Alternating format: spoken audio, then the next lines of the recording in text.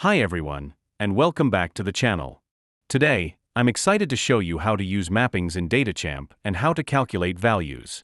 In this example, we'll add a custom column to calculate the tax from a discount.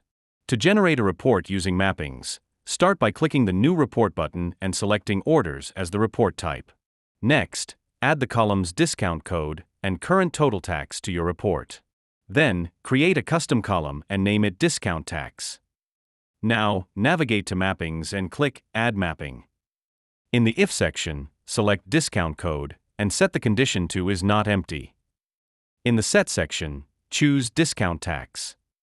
In the To section, enter Current Cart Discount minus Current Cart Discount divided by 1.2 to calculate 20% tax from the discount. The square brackets are essential for indicating a math expression in DataChamp, while the curly brackets provide access to other columns. Next, we'll add a second mapping by clicking Add Another Mapping. In the If section, select Discount Code and set the condition to is empty. In the Set section, choose Discount Tax. In the To section, enter 0 to ensure no tax is applied when there's no discount. Once everything is set up, click Preview to check if the results are correct. Yes, 20% tax from 50 current cart discount are 8.3. If everything looks good, give your report a clear name, such as Discount Tax, save it, and click on the Run Report button to generate the final results. And that's it. I hope this short tutorial was helpful.